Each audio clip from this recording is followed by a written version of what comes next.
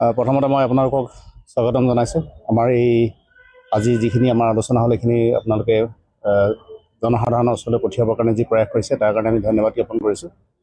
আজি আমাৰ মাননীয় অসম চৰকাৰৰ শিক্ষামন্ত্ৰী মহোদয়ে আমাক আমন্ত্ৰণ জনাইছিল এই আলোচনাৰ বাবে, আৰু আমি আমাৰ অসম মাধ্যমিক শিক্ষক আৰু কৰ্মচাৰী সন্থাৰ মই সভাপতি আৰু সম্পাদককে প্ৰমুখ কৰি আমি 5জন প্ৰতিনিধি আহি তেখেতৰ লগত আমি আলোচনাত মিলিত হওঁ। আমাৰ যিখিনি দীৰ্ঘদিনীয়া সমস্যা আছিল সেইখিনিৰ উপৰিও আমি আজি মূলতঃ অষ্টম দৰমহা আয়োগৰ সন্দৰ্ভত আমি আলোচনা কৰোঁ, আৰু বিদ্যালয়সমূহত দেখা দিয়া যিখিনি সমস্যা এই সমস্যাবিলাকো আমি বিতংকৈ আলোচনা কৰোঁ। আলোচনা খুব সৌহাৰ্দ্যপূৰ্ণ আৰু আশাব্যঞ্জক আছিল। তেখেতে খুব সুন্দৰকৈ আমাৰ এই কথাবিলাক শুনিছে আৰু আমাক আশ্বাস প্ৰদান কৰিছে যে আমাৰ এই বিষয়বিলাক আমি যিখিনি বিষয় উত্থাপন কৰিছিলোঁ, যিখন আমি প্ৰতিবেদন তেখেতক দাখিল কৰিছোঁ, এই সম্পৰ্কত তেখেতে বিবেচনা কৰিব আৰু পাৰ্যমানে আমাৰ সমস্যাখিনি সমাধান কৰাৰ বাবে তেখেতে আমাক আশ্বাস প্ৰদান কৰিছে। প্ৰতিবেদন যে দাখিল কৰিলে কি বিষয় আছে? আজি অসম মাধ্যমিক শিক্ষক আৰু কৰ্মচাৰী সন্থাৰ তৰফৰ পৰা মাননীয় শিক্ষামন্ত্ৰী মহোদয় ৰণোজ পেগুৰীয়া ডাঙৰীয়াক আমি এখন প্ৰতিবেদন দাখিল কৰিছোঁ। এই প্ৰতিবেদনখন মূলতঃ আমাৰ অষ্টম দৰমহা আয়োগক উদ্দেশ্য কৰি পেলানি মাননীয় মুখ্যমন্ত্ৰী মহোদয়ে মুখ্য সচিবক যি পৰামৰ্শ আগতীয়াকৈ দিবলৈ কৈছিল, আমি তাৰ আধাৰত প্ৰস্তুত কৰা আছিল। আৰু ইতিমধ্যে যোৱা মাহৰ 15 তাৰিখে আমি এইখন প্ৰতিবেদন মুখ্য সচিব মহোদয়ক দাখিল কৰিছোঁ, আৰু সেই একেধৰণৰ প্ৰতিবেদনে আমি আজি শিক্ষামন্ত্ৰী মহোদয়ৰ লগত দাখিল কৰাৰ লগতে প্ৰতিবেদনখনৰ বিষয়সমূহ তেওঁৰ লগত আমি পুংখানুপুংখভাৱে আলোচনা কৰিছিলোঁ। আলোচনা কালটোত সভাপতি মহোদয়ে কোৱাৰ দৰে যথেষ্ট ইতিবাচক আছিল।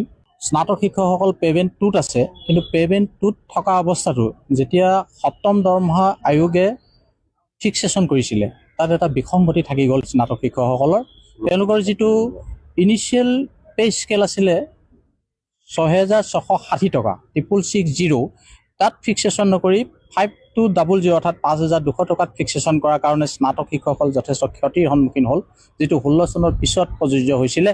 গতিকে স্নাতক শিক্ষকসকলে এই ক্ষেত্ৰত যথেষ্ট ক্ষতিৰ সন্মুখীন হৈ পাঠদান কৰিব লগা হৈছে। গতিকে তেওঁলোকে সংশয় প্ৰকাশ কৰি আছে যাতে অদূৰ ভৱিষ্যতে যি 8 পে কমিশ্যন অসম চৰকাৰে গঠন কৰিব, কেন্দ্ৰীয় চৰকাৰে ইতিমধ্যে অষ্টম দৰমহা আয়োগ গঠন কৰিছে, আপোনালোকে গম পাইছে। গতিকে তাৰ আধাৰত ইতিমধ্যে অসম চৰকাৰেও অষ্টম দৰমহা আয়োগ গঠন কৰিবৰ কাৰণে কুচকাৱাজ চলাই ৰাখিছে।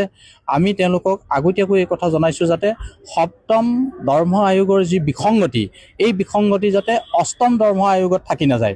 অষ্টম দৰমহা আয়োগৰ গঠন হোৱাৰ আগমুহূৰ্তত সপ্তম দৰমহা আয়োগৰ বিসংগতি সংশোধন কৰিবৰ কাৰণে আমি শিক্ষামন্ত্ৰী মহোদয়ক আমি আবেদন জনাইছোঁ। তেওঁক আমি স্পষ্টকৈ দেখুৱাই দিছোঁ যি বিসংগতি থাকি গ'লে এই বিসংগতি যাতে পুনৰাবৃত্তি নহয়। তেওঁ যথেষ্ট ইতিবাচক ৰূপে আমাৰ লগত বিষয়টো আলোচনা কৰিছে আৰু অষ্টম দৰমহা আয়োগত এই কথাটো স্পষ্টীকৰণ কৰি দিবৰ কাৰণে আমাকো আহ্বান জনাইছে, আৰু তেওঁ নিজেও এটা ইনিচিয়েটিভ ল'ম বুলি তেওঁ কথাটো আমাক আশ্বাস দিছে। তাৰ কাৰণে আমি যথেষ্ট তেখেতক ধন্যবাদ জ্ঞাপন কৰিছোঁ। ইয়াৰ উপৰিও বিদ্যালয়ৰ শৈক্ষিক পৰিৱেশত আৰু বহু সমস্যা আছে, এই কথাখিনিও আমি শিক্ষামন্ত্ৰী মহোদয়ৰ লগত আলোচনা কৰিছোঁ। আমাৰ গ্ৰেড 3 কৰ্মচাৰীসকলেও যথেষ্ট সন্দিহানৰ মাজত চাকৰি কৰিব লগা হয়। কেৱল জুনিয়ৰ এছিষ্টেণ্ট আৰু ছিনিয়ৰ এছিষ্টেণ্ট হিচাপে গ্ৰেড 3 কৰ্মচাৰীসকলে শিক্ষা বিভাগত থকা যিসকল 3 গ্ৰেডৰ কৰ্মচাৰী চাকৰি কৰিব লগা হয়, তেওঁলোকে কিন্তু একাডেমিক আৰু এডমিনিষ্ট্ৰেটিভ এই দুইটা দিশতে কাম কৰিব লগা হয়, যথেষ্ট কাম কৰিব লগা হয়। তেওঁলোকে অডিট মেইনটেইন কৰিব লগা হয়, মিড ডে মিল চাব লগা হয়, এক্সামিনেশ্যন কাম কৰিব লগা হয়, ফিজ পাতি লগত জড়িত হৈ থাকিব লগা হয়। গোটেইখিনি কাম কৰাৰ পিছত তেওঁলোকে কিন্তু খুব ল' লেভেলতে ষ্ট্ৰাকচাৰ এটাত তেওঁলোকে পে'মেণ্টত কাম কৰিব লগা হয়। বিশেষকৈ শিক্ষা বিভাগত অন্যান্য বিভাগসমূহত গ্ৰেড 3 কৰ্মচাৰীসকলে যিমান সা সুবিধা বা পে স্কেল পায়, কিন্তু বিদ্যালয় শিক্ষা বিভাগত বা বিদ্যালয়সমূহত বা শৈক্ষিক অনুষ্ঠানসমূহত থকা গ্ৰেড 3 কৰ্মচাৰীসকলে সেই সুবিধাসমূহ নাপায়। আমি এই কথাটো শিক্ষামন্ত্ৰী মহোদয়ক আজি জনাইছোঁ আৰু তেওঁ মৰ্মে আমাক এই কথাটো উল্লেখ কৰিছোঁ। ঠিক একেধৰণৰ সমস্যা গ্ৰেড 4ৰ ক্ষেত্ৰতো আছে। তেওঁলোকে গ্ৰেড 4 কেৱল চকীদাৰ দায়িত্বটোৱে নহয়, তেওঁলোকে বিদ্যালয় চাফ চিকুণ কৰাৰ পৰা টয়লেট চাফ চিকুণ কৰালৈকে মনোনিৱেশ কৰিব লগা হয়, যিটো অতি মৰ্যাদাহানিকৰ কাম কৰাৰ পিছতো তেওঁলোকে যথেষ্ট ল' লেভেলত কাম কৰিব লগা হয়। আমি তেওঁলোকৰ সপক্ষেও আমি মেম'ৰেণ্ডামত প্ৰতিবেদনত এই কথাটো উল্লেখ কৰিছোঁ যাতে তেওঁলোকক সুবিধা প্ৰদান কৰা হয়, পে'মেণ্টত তেওঁলোকক যাতে কিছু আপগ্ৰেড কৰা হয়, এই কথা আমি জনাইছোঁ। তাৰোপৰি বিদ্যালয়ত আপোনালোকে যদি চায় 2010 চনত যিসকল SRD অধীনত 2010 চনত নিযুক্তি পোৱা শিক্ষকসকলক SRD অধীনত 2025 চনত ফেব্ৰুৱাৰী মাহত ৰেগুলাৰ কৰা হ'ল, কিন্তু এই প্ৰচেছটোত এটা ডাঙৰ বিসংগতি থাকি গ'ল। এই বিসংগতিটো আমি শিক্ষামন্ত্ৰী মহোদয়ক কেইবাবাৰো আলোচনা কৰিছোঁ, আৰু আজি পুনৰবাৰ তেওঁলোকক মেম'ৰেণ্ডাম আকাৰে দিয়াৰ উপৰি আলোচনা আমি পুংখানুপুংখভাৱে কৰিছোঁ। তেওঁলোক যথেষ্ট ক্ষতিৰ সন্মুখীন হৈছে। 2010 চনৰ পৰা তেওঁলোকে কাম কৰি 2025 চনৰ ফেব্ৰুৱাৰী মাহত ৰেগুলাৰ হ'ল, অৰ্থাৎ 15 বছৰ ছিনিয়ৰিটি কৰ্তন কৰা হ'ল। তেওঁলোক যদিও এই প্ৰায় 5,000ৰো অধিক শিক্ষক তেওঁলোকক ৰেগুলাৰ কৰা হ'ল যদিও নামত ৰেগুলাৰ হ'ল, তেওঁলোকে যথেষ্ট দুখৰ এটা বোজা লৈ পেলানি ৰেগুলাৰ হ'ব লগা হৈছে। আমি সেইকাৰণে শিক্ষামন্ত্ৰী মহোদয়ক আহ্বান জনাইছোঁ তেওঁলোকৰ কথাটো যাতে পুনৰ বিবেচনা কৰে, তেওঁলোকক পে প্ৰটেকশ্যন বা ছিনিয়ৰিটি ক্ষেত্ৰত যাতে পুনৰ বিবেচনা কৰা হয়। শিক্ষামন্ত্ৰী মহোদয়ে আমাক আশ্বাস দিছে তেওঁলোকক আজি আলোচনা কালত তেওঁলোকক পেঞ্চন বেনিফিটটো জইনিং কালৰ পৰা ছিনিয়ৰিটি গণ্য কৰা হ'ব বুলি এই কথাটো আমাক আশ্বাস দিছে। আৰু আমি আশা ৰাখিছোঁ তেওঁলোকক পে প্ৰটেকশ্যনৰ ক্ষেত্ৰতো যাতে 8ম দৰমহা আয়োগৰ সময়তে বিবেচনা কৰা হয়। আমি এই কথাটো শিক্ষামন্ত্ৰী মহোদয়ক জনাইছোঁ। তাৰোপৰিও 2013 চনত যিবিলাক বিদ্যালয় প্ৰভিঞ্চিয়েলাইজ কৰা হৈছিলে, এই বিদ্যালয়বিলাকৰ শিক্ষক কৰ্মচাৰীসকলে আচলতে NPS-ত তেওঁলোক সুখী কেতিয়াও নহয়। তেওঁলোকে বহুদিন ধৰি 10-15 বছৰ 20 বছৰ পৰ্যন্ত বিনা বেতনে পৰিশ্ৰম কৰি আচলতে বিদ্যালয় প্ৰভিঞ্চিয়েলাইজ হোৱাৰ পিছত 2013 চনত প্ৰভিঞ্চিয়েলাইজ হৈছে। সেইসকল শিক্ষকৰ চাকৰি কাৰ্যকাল কাৰোবাৰ 10 বছৰ, কাৰোবাৰ 12 বছৰ, খুব বেছি 15 বছৰ পিছত তেওঁলোক অৱসৰ ল'ব। সেইবাবে তেওঁলোকে NPS-ত আচলতে বিশেষ বেনিফিট নহয় বা UPS-তো বিশেষ বেনিফিট নহয়। সেই অৱসৰকালীন সময়ছোৱাত তেওঁলোকে এটা জীৱনৰ সংশয় মুহূৰ্ত অতিবাহিত কৰিব লাগিব, এই কথাত আচলতে ভয় ভীত খাই তেওঁলোকে OPS দাবী কৰি আছে। তেওঁলোকে অৱসৰকালীন সময়ছোৱাত জীৱন যাত্ৰা যাতে সুখৰ হয় তাৰ কাৰণে OPS দাবী কৰিছে। আমি তেওঁলোকৰ কাৰণে মেম'ৰেণ্ডামত স্পষ্টভাৱে লিখিছোঁ 2013 চনত প্ৰভিঞ্চিয়েলাইজ হোৱা বিদ্যালয়বিলাক যাতে OPS-ৰ অধীনলৈ আহে। কেৱল 13 চন বুলিয়ে নহয়, আমি সম্পূৰ্ণ অসম মাধ্যমিক শিক্ষক কৰ্মচাৰী সন্থাৰ লগতে অসমৰ প্ৰায় সদৌ অসম কৰ্মচাৰী পৰিষদৰ লগতে সকলো শিক্ষক সংগঠনে আচলতে NPS-টো বিৰোধিতা কৰিছে। আপোনালোকে নিশ্চয় এই কথা গম পাইছে, আপোনালোকেও প্ৰচাৰ কৰিছে। NPS আৰু আজি তাৰিখত UPS হৈছে। এই UPS NPS এই ধৰণে বহুধা বিভক্ত নকৰি শিক্ষক কৰ্মচাৰীসকলক আচলতে OPS প্ৰৱৰ্তন কৰিব লাগে। কেন্দ্ৰীয় চৰকাৰে কি কৰিছে নাজানো, আমি অসম চৰকাৰৰ অধীনত আমি চৰকাৰী কৰ্মচাৰী, গতিকে আমি অসম চৰকাৰে OPS প্ৰৱৰ্তন অৰ্থাৎ পুৰণি পেঞ্চন নীতি প্ৰৱৰ্তন হোৱাটো বিচাৰোঁ।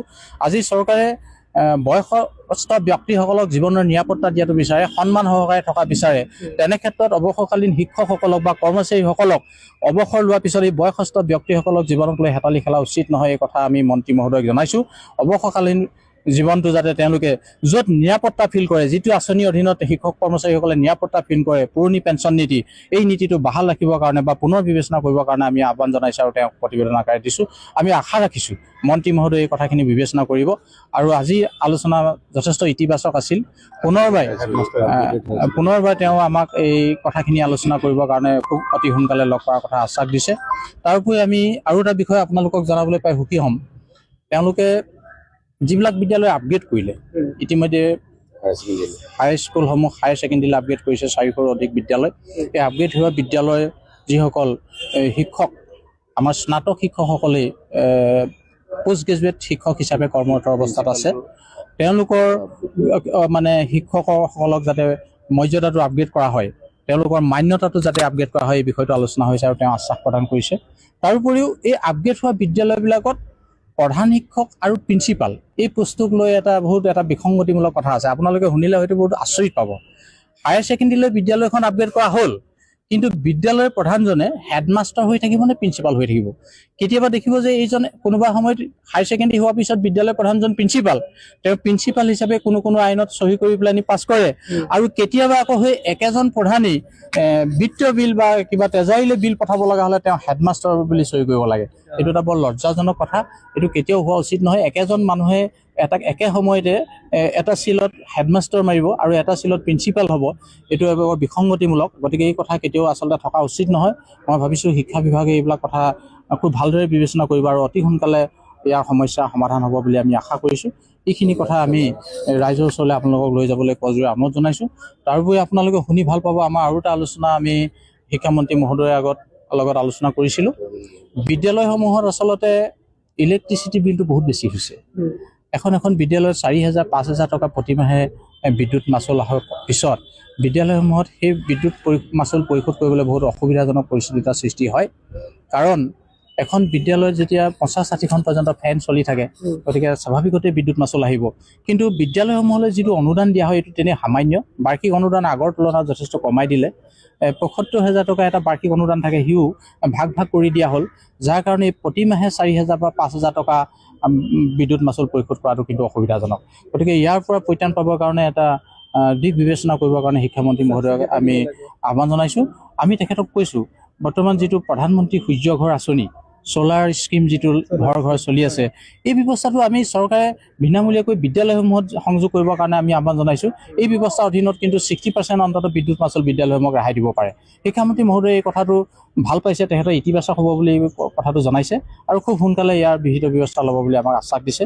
এইখিনি কথাই আচলতে আমাৰ মূলতে আজি আছিল, আৰু কিছু শৈক্ষিক পৰিৱেশ আলোচনা হৈছিলে, এইখিনি আপোনালোকক পৰৱৰ্তী সময়ত আমি জনাম। এইখিনি আছিলে আমাৰ আলোচনা। আজিৰ আলোচনাত আৰু এটা গুৰুত্বপূৰ্ণ বিষয় আছিলে, আমাৰ অসমৰ প্ৰভিঞ্চিয়েলাইজ বিদ্যালয়সমূহত প্ৰধান শিক্ষক নিযুক্তি বা বিদ্যালয় প্ৰধানৰ নিযুক্তি বহুদিন ধৰি হোৱা নাই। আপোনালোকে জানে বিদ্যালয়সমূহত বৰ্তমান যিবিলাক প্ৰিন্সিপাল বা প্ৰধান শিক্ষক আছে, এইবিলাক IC বা একাডেমিক হৈ আছে। প্ৰতিখন জিলাতে 20ৰ পৰা 30খন বিদ্যালয়ত আচলতে বিদ্যালয় প্ৰধান নাই। এইটো আচলতে কোনো এটা অনুষ্ঠানত যেতিয়া মুৰব্বীবিহীন হৈ পৰে, তেতিয়াহ'লে অনুষ্ঠানটো কিদৰে বাৰু সুস্থভাৱে পৰিচালিত হ'ব? এই কথাটো শিক্ষামন্ত্ৰী মহোদয়ৰ লগত ইতিমধ্যে আমি কেইবাবাৰো আলোচনা কৰিছোঁ।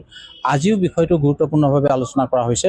তেখেতে বিষয়ববীয়াসকলৰ লগত আমাৰ সন্মুখতে টেলিফোনিক তেওঁ আলোচনা কৰিছে কি ধৰণে সমাধান কৰিব পাৰি, আৰু খুব সোনকালে বিষয়টো সমাধানৰ কাৰণে তেওঁ ৰাস্তা উলিয়াব বুলি আমাক আশ্বাস প্ৰদান কৰিছে। বিদ্যালয়সমূহত মুৰব্বী নোহোৱা এই কথাটো আচলতে বহুত দুখজনক কথা। আজি যদি মুখ্যমন্ত্ৰী মহোদয়ক যদি কিবা আমাক যেনেকৈ বিদ্যালয় প্ৰধানজনক একাডেমিক বা IC কৰি ৰাখিছে, আজি প্ৰধানমন্ত্ৰীয়ে যদি মুখ্যমন্ত্ৰী মহোদয়ে কেৱল শান্তি শৃংখলা ৰক্ষা ব্যৱস্থাটো চাই থাকিবলৈ কয়, তেতিয়াহ'লে জানো উন্নয়ন হ'ব?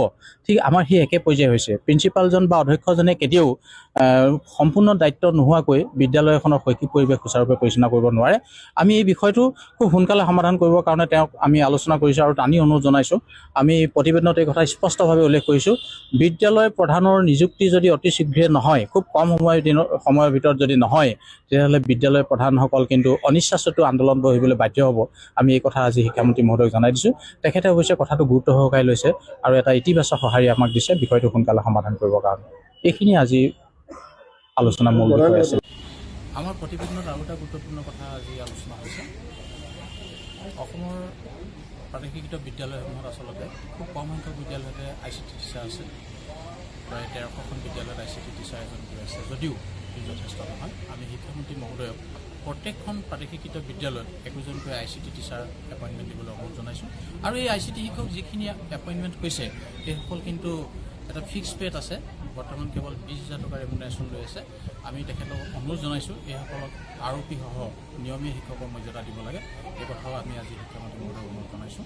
লগতে বিদ্যালয়সমূহত যি ভকেশ্যনেল কোৰ্চ আৰম্ভ হৈছে, আপোনালোকে গম পায়, এই ভকেশ্যনেল শিক্ষকসকল কিন্তু এটা ইনচিকিউৰ ফিল কৰি পেলাই চাকৰি কৰিব লগা হৈছে।